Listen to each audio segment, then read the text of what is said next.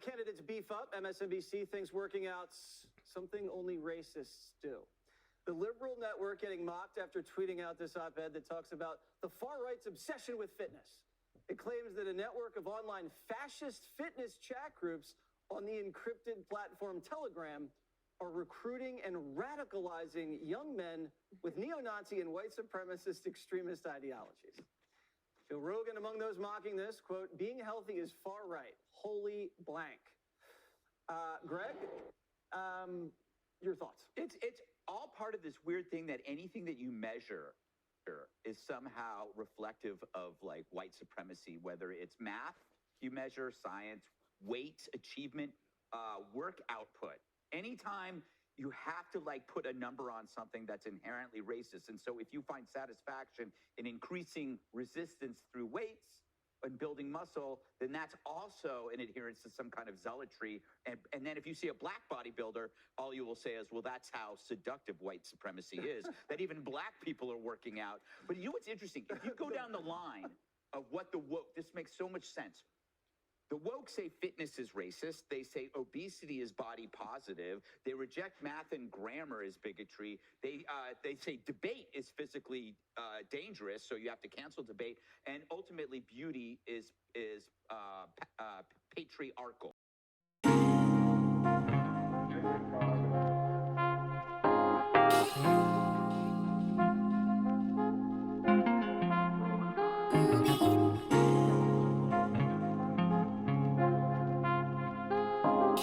What's going on, YouTube? This is Julien Stoutt, licensed personal trainer, licensed PE teacher, world record powerlifter, special education teacher, here to take the fear out of fitness so that you can be the best version of yourself humanly possible. Guys, I'm not going to beat around the bush. You saw what you just saw, and I have a few things to say about it. Like to hear it? Here it goes. Let's start with the first thing. Fox News is being disingenuous. Because, and Joe Rogan also is being disingenuous when we're talking about this subject matter, because nobody's saying being fit is a far right ideology. Nobody's saying that being fit is anti-woke or whatever nonsense that they're trying to put out here. This is rhetoric at the highest level of BS. And let's start with the first talking point, that it's clearly evident either Fox News didn't read the entire article, or neither did Joe Rogan, or they are being disingenuous in the way that it's being presented. All right, so let's start with what this guy just recently said, where he's talking about any form of measurement can be considered racist. Now, here's the deal. It can, and it kind of shouldn't at the same time. It is a dichotomy in which is where they're playing in. They're playing in the valley of both peaks of this issue. On one peak of the mountain, you have the measuring achievement and mathematics and reading and grammar and all this stuff is racist, and on the other side there's a standard, and that standard should be met because this is how we become more successful in our society. However, here's the problem. Here's the first peak, why it might be considered viewed as racist. When there's an achievement gap between other races of people, specifically blacks and whites specifically, there is an inherent ideology to be biased towards people of color, specifically because they don't speak the way that you speak. They don't do the things that you do culturally. So because of those gaps, it is a tool used to weaponize, to discriminate against people of color simply based on the apparent level of ignorance. Does that mean that black people are ignorant? Just like white people can be ignorant, right? Yes, that is inherently true. That one's for a good friend of mine, actually, because she'll be the one to argue that's not based on race. But with the systematic way that things have been played out over time, you basically, let's put it like this. Let me put it in a way where you guys can understand it. If you are in a race and somebody gets in a 100-meter race, they get a 20-meter head start. And even with that 20-meter head start, whatever the result is going to be considered official. So let's say you get a 20-meter head start, and you now beat Usain Bolt's record. Is that fair? Are you actually that fast, or are you just getting a leg up in life? Well, I would say you're getting a leg up in life. And then on top of all of that, everybody literally does not even acknowledge that there was a 20-meter head start in the race. They just overlook it and pretend like it never happened. All we know is 8.7 seconds is the new world record, right?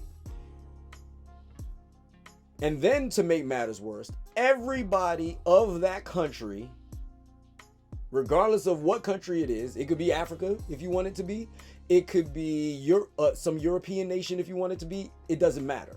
The point is, they have a 20-meter head start. And then everybody from that nation will call every other nation in the world slow. How would you feel? How would you feel if everybody from that country, from that nation, then walked around with their chest held high, looking down on every other nation in the world as though they're the fastest nation in the world? What would happen? It might be an international incident as a result of something like that, right?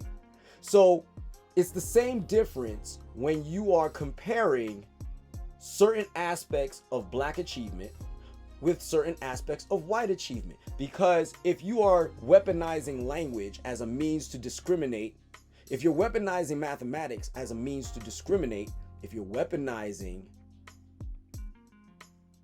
reading as a means of discrimination, you can do that very easily because certain individuals did not receive the same education as other people. So, but if those other people happen to be Black, now it's just excuses. But when you're dealing with a situation, as a teacher, I'm gonna tell you something right now. I deal with impoverished people, white, Black, Hispanic, Asian. And the funny thing is, they're all struggling. And when I say all, I don't mean every student is struggling. I'm talking about every race within that criteria is struggling, right?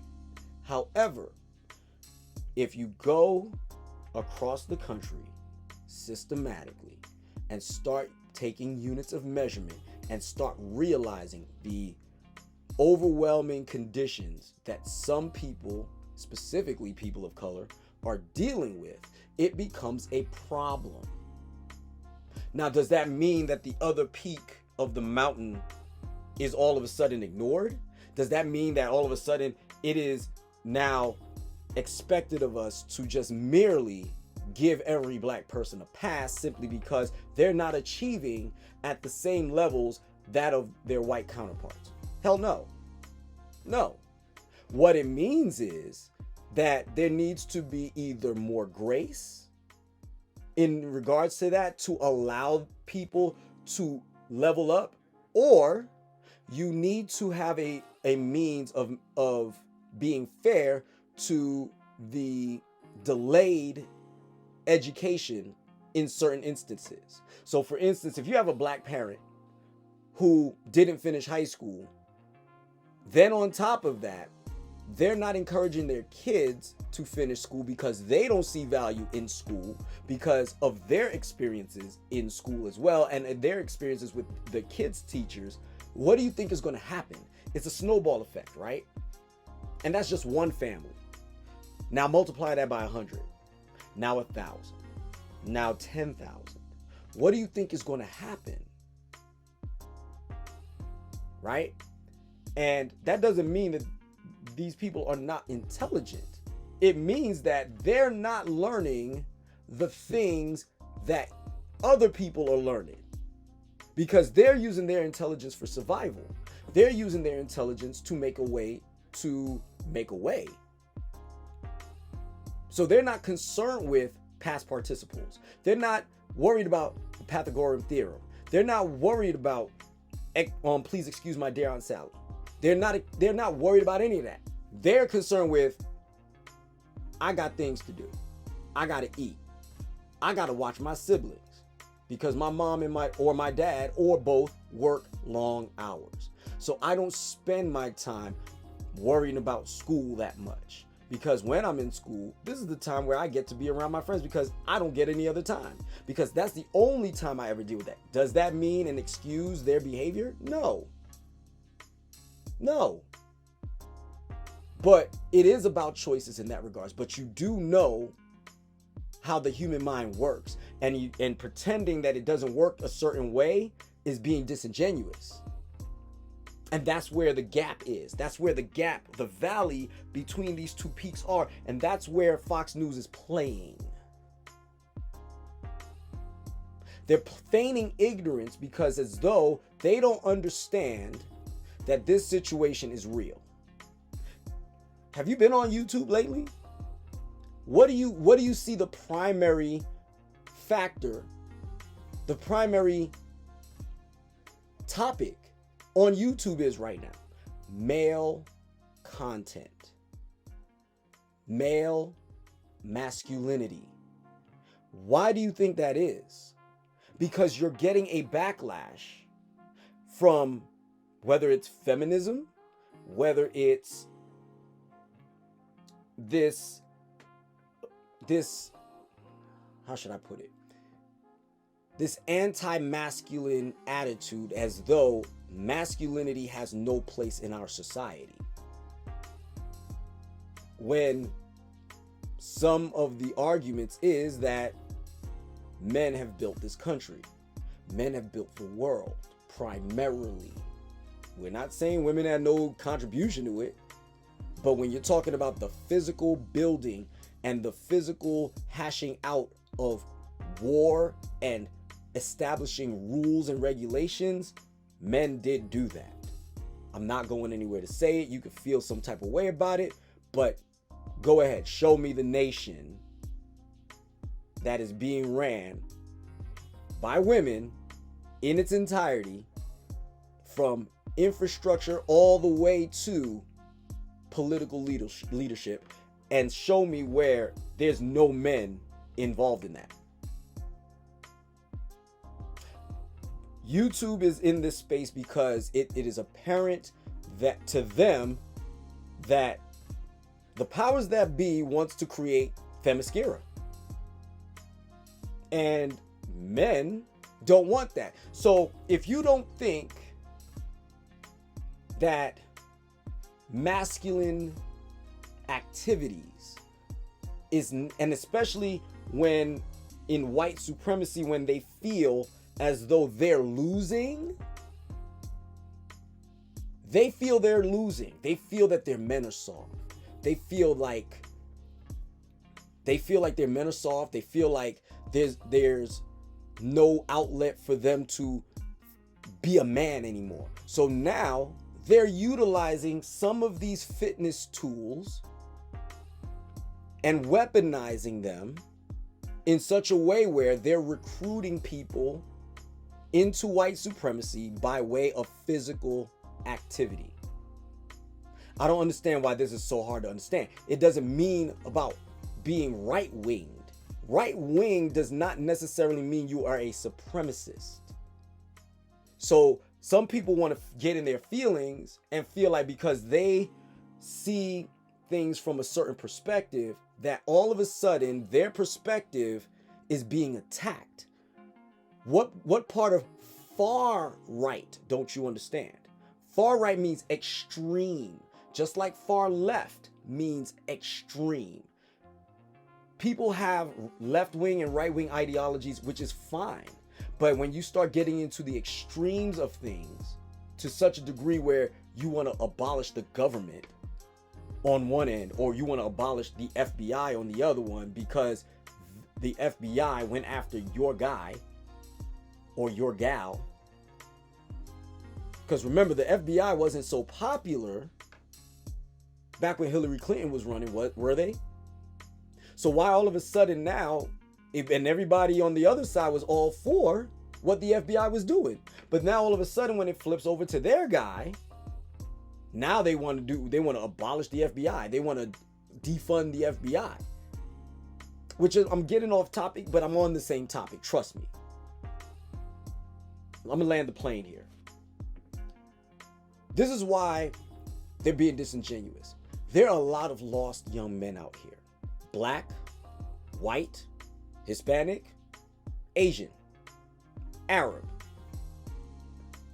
So you're trying to tell me nobody is of an extremist group or an extremist ideology is recruiting anybody of the races, of their race? Are you kidding me? Make that make sense. Try not to make that make sense. However, he does have a point about the far right, the far left extreme of woke. And woke, that's not what woke means, by the way, people. I am not going to play the game of politics in this regards. I'm not even playing the game of politics on here, truth be told. But I am going to call out what is disingenuous from the far left or the far right, or even in the middle. 1 million, I'm going to tell you one thing right now. I used to have this argument with my mother. And this argument that I used to have with my mother and I used to go round and round and round about this. And I still feel the same way. 1 million people can be wrong. 300 million people can be wrong. If there's one person that is standing up, looking you in the eye and telling you the sky is blue, while everybody else is telling you the sky is red, I'm telling you, that person who is yelling that the sky is blue should be commended for their bravery and for their steadfastness, because it is hard to look everybody in the eye and tell them they're wrong to try to get them to be right. Does that make sense? So, this is where MSNBC is being disingenuous. Actually, not MSNBC, but Fox News. All right, here we go. So here's the entire thing. Pandemic fitness trends have gone extreme, literally. White supremacists' latest scheme to valorize violence and hypermasculinity has gone digital. So this is where I'm going to check MSNBC. Violence is necessary. I said it. Violence is necessary. Who's being violent? That's a different story. As a man, let me explain something to y'all out there in YouTube land, out there in the world, period. As every man knows this to be true, there is a hint of violence behind every interaction from every man out here. Okay? I'm not going anywhere to say it. There's a hint of violence behind every interaction with every man out there. This is the reason why when you see men in conversation, they don't get into extremes when they're talking to each other. It's polite conversation.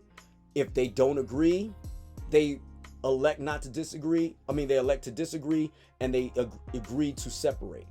But at the same time, they they don't want to get into a heated debate, because if it gets heated, violence might be right behind it. So they will just say, hey, they'll try to find some mutual ground to rest their hat on and then end the conversation. As opposed to, I'm right, you're wrong, end of story. For instance, so as a result, I'm telling you, this, glorifying violence, again, violence is sometimes necessary. There's a saying that goes around all the time, and I am all for it. I'd rather be a warrior in a garden than be a gardener in a war.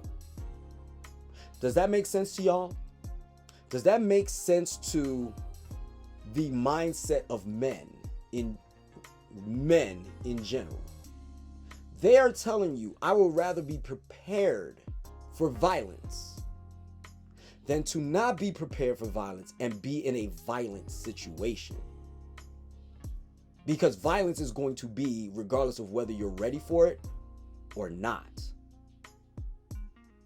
And that's the part of masculinity that people don't seem to understand. We're not being ready for violence for the sake of being ready for violence. We're not being violent for the sheer pleasure of violence. There are evil people out here. There are people out here that will do you harm just for the laugh. There are people out here that will do you harm just to get their rocks off. There are people out here that will do you harm simply because their brain don't work right. And if you're not ready to deal with that violence, you're useless. So that language right there is the language that these white supremacists are using as the cudgel to draw in people who may not necessarily share their ideology, but because you try to weaponize their masculinity against them, they feel that they have no choice. So my advice to you, people out there who are trying to do this, you need to stop, because they're using it as a recruiting tool to make men, specifically white men, hate other people of other cultures. Period. Now, I'm going to ask you a question, and you need to pay attention. For those of you who answer this question, will let you know who's paying attention. How many times have you seen Donald Trump at a UFC event in the last 7 months? Do you know? From my estimation, the answer is 3. At least 3. I don't watch every UFC event, but he's been I know I've seen him in at least 2. Personally, I've seen him in 2, but I heard he's in 3. Who in this country, didn't we just go through a whole political nonsense about run roughshod over the Capitol? Wasn't there white supremacists there to help overthrow the United States government? Oh, don't, this is not up for debate, people. People who have declared themselves white supremacists admitted that they're white supremacists, and they were convicted for their roles in trying to overthrow the Capitol. So this is not politics for me. This is fact. All right? So now, what do? They recruit people, training them, telling them the government is trying to feminize you. The government is trying to make you soft. So, but that's besides the point. But let's go to this whole thing. It appears that the far right is taking advantage of pandemic at-home fitness trends to expand its decade-plus radicalization of physical mixed martial arts and combat sport spaces. Fitness has always been central to the far right, in Mein Kampf, because yes, they want physical superiority overall. In Mein Kampf, Hitler fixated on boxing and jiu-jitsu, believing they could help him create an army of millions whose aggressive spirit and impeccably trained bodies, combined with the fanatical love of the fatherland, would do more for the German nation than any mediocre tactical weapons training. In modern times, far-right groups have launched mixed martial arts and boxing gyms in Ukraine, Canada, and France. Note that we didn't mention America yet, right? Among other places, focused on training far-right nationalists in violent hand-to-hand combat and street fighting techniques. See where this is going? It has caught the attention of the intelligence authorities, especially in Europe, where various reports have noted the role of combat sports and MMA in radicalizing and promoting far-right violence. So, those of you in the LGBTQ community, the people that are beating you up, possibly killing you, these are the people that are doing it because of their ideologies. But when you weaponize masculinity and try to make it utterly toxic, as opposed to just simply pointing out the aspects of it that could be toxic, you have now created a recruiting tool in this world. And it's working. Okay?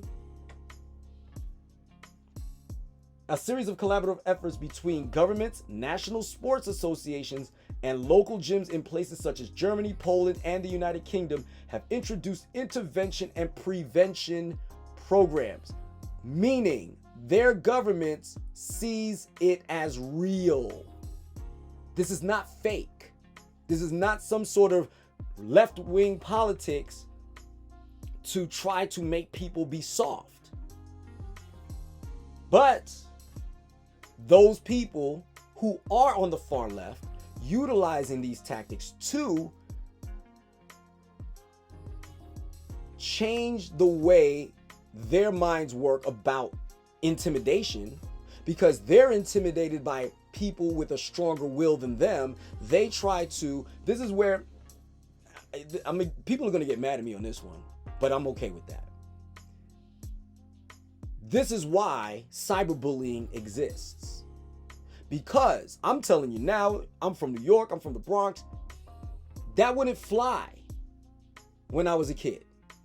Back in my day. Yes, I sound old right now.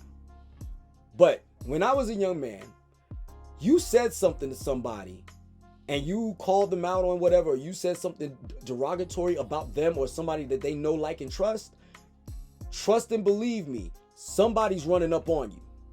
And you better be ready to fight. Okay? Now with all of this mental jujitsu that people are going through, where they're trying to make you feel bad for thinking a certain way or believing certain things, now you cannot react with physical violence because the powers that be, put you in a position where you cannot respond with violence when someone violates your senses, your person, right? You can't, they violate their person, but yet they can't violate with violence. Do we see the problem here? So now you get people who are mentally more acute than some people who are not, and they get to run circles around them and make them feel bad and make them feel less than. And because they're not being pushed in a mental capacity through physicality, they don't know how to deal with adversity. And then they do self-deletions. Or they attempt self-deletions. So instead, when you're dealing with people like that, who then sees some big, strong, whatever guy, white, Asian, black, Hispanic, doesn't matter, whooping people's behinds, and then they turn around and tell you, you need to toughen up. You need to get some steel in your spine. You need to get your butt out there and get cracking. Or else the world is going to run you over. They're right. Then all of a sudden, within that message, they start sneaking things like black people are this, Asian people are that. What are you going to do about it? But I digress. The US is comparatively far behind, which will only become more and more problematic, especially since the phenomenon is growing in the country. Building on the established fight club culture of MMA far-right extremists, the leader of a Maryland skinhead group, for example, once ran a gym to recruit and train white supremacists in mixed martial arts. Does this mean every mixed martial artist is racist? No. Absolutely not. Does this mean that there isn't any other form of contact sport that isn't using it as a recruiting tool for white supremacy? No. Both things can be true at the same time. Not everybody that's in MMA is racist. Just like not everybody that is left-leaning doesn't fight. This is the dichotomy that people just don't want to address. And this is the part where you need to understand that fitness, physical fitness, can be used as a recruiting tool. Have y'all ever seen the movie Higher Learning? Look at how they recruited Michael Rappaport's character, Remy. Watch that movie. If you don't understand how white supremacy can infiltrate the minds of white children in a way where they won't see it coming, go watch that movie. Trust and Believe. The John Singleton movie is a brilliant movie. Understand that this is what we're dealing with. It's real. How real? I can't say because I haven't fully experienced that. But make no mistake about it, I've talked to white supremacists before. And they've told me what they believe. They told me what they think. And I'm telling you, they think their race is soft. And they need to harden up. And in that hardening up, they're using various aspects of the fitness world to recruit their minions. Trust and believe it. Doesn't mean just being in shape means you're a conservative. It doesn't mean that being in shape means you're racist. And it doesn't mean that you have an inferiority complex if you decide to be fit. Fitness, health is wealth. Period. The amount of money you'll save in just medical bills is astronomical. I already told you $300,000 worth minimum if you're healthy is what you're saving yourself. Okay? Guys, I know that I thank you for allowing me to explain this to you. Thank you for allowing me to be in your phones, your tablets, your homes, to explain to you how this whole thing goes down, because I don't want my passion, which is fitness, to be used as a weapon for anybody other than good-natured people who just wants to live a good life and long life. If you heard anything on this video that you didn't like, if you heard anything that you did like, feel free to comment below. Don't forget to click the subscribe button and the all notifications button so that way you can get everything that it is that I put out here. Don't forget to like, subscribe, share, follow me on Facebook, Instagram, and on YouTube. Have a nice day and be the best you.